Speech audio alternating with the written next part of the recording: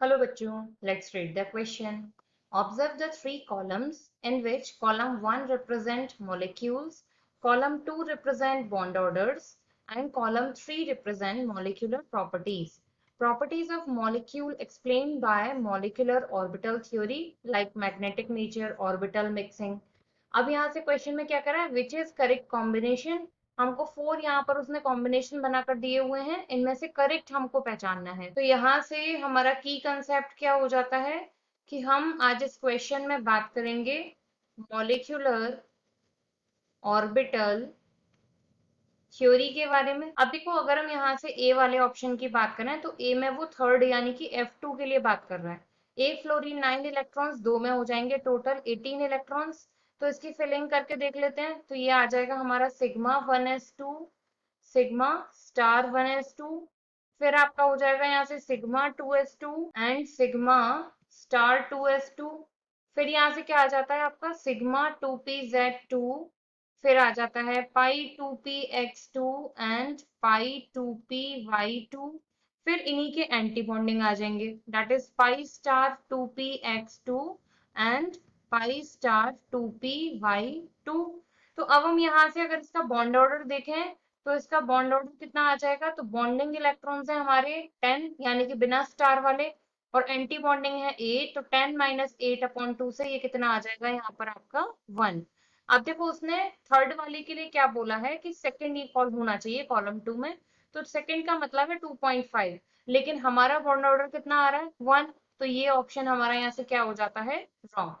अब बी वाले की बात करते हैं। बी में इसने लिया है third one, that is F2 molecule, वापस इसी मॉलिक्यूल की बात हो रही है। उसके लिए कह रहा है थर्ड वन यानी कि बॉन्ड ऑर्डर 1 है, बिल्कुल ठीक बात है।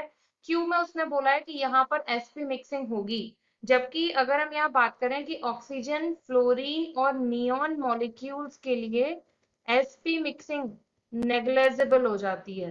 तो sp मिक्सिंग नेग्लेजिबल क्यों हो जाती है, क्योंकि s ऑर्बिटल और p ऑर्बिटल के बीच का जो एनर्जी डिफरेंस है वो यहाँ पर हो जाता है बहुत ज्यादा मैक्सिमम। तो मैक्सिमम होने की वजह से क्या होगा कि ये आपस में ओवरलैप नहीं कर पाते, तो ये sp मिक्सिंग यहाँ नेग्लेजिबल आएगी। तो ये ऑप्शन भी हमारा यहाँ से गलत हो जाता है। अब सी वाले को लेकर बात करें, सी में क्या बोला उसने, सेकेंड वन यानी कि जो O2 पॉजिटिव है इसके लिए बॉन्ड ऑर्डर की बात हो रही है।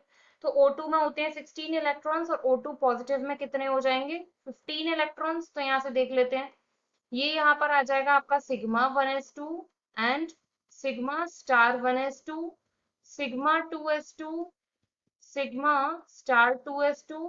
इसके बाद आपका यहाँ से आ जाता है सिग्मा 2pz2। फिर यहाँ से क्या आएगा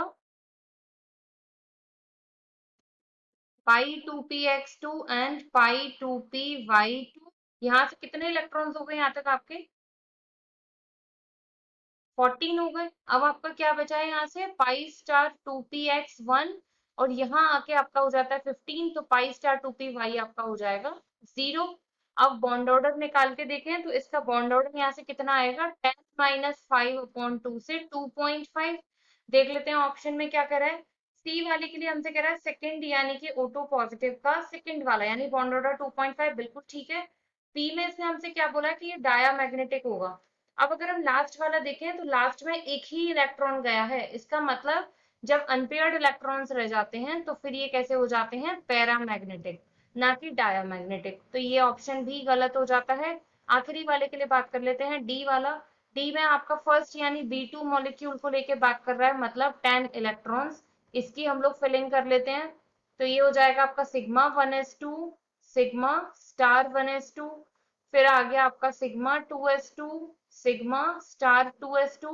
अब आपका देखो क्या आएगा यहाँ से पाई 2px पाई 2py। तो यहाँ पर अब कितने कितने इलेक्ट्रॉन बचेंगे इन दोनों में, दोनों की क्योंकि एनर्जी बराबर है तो दोनों को 1 1 इलेक्ट्रॉन मिलेगा। तो 1 1 इलेक्ट्रॉन मिलने से जो आपका यहाँ से बॉन्ड ऑर्डर होगा वो कितना हो जाएगा 6 माइनस 4/2 से 2/2 से बॉन्ड ऑर्डर आया 1, और 1 1 इलेक्ट्रॉन देखते हुए हमने यहाँ पर लिख लिया पैरामैग्नेटिक। अब मैच कर लेते हैं कंडीशंस। फर्स्ट वाले के लिए कह रहा है थर्ड वन होगा, तो फर्स्ट वाला यानी कि B2 third one bond order 1, बिल्कुल ठीक है। उसके बाद कह रहा है R that is paramagnetic in nature, सारी कंडीशंस फुलफिल हो गई। तो यहाँ से डी जो है ये आपका हो जाता है correct answer. I hope you understood well, thank you.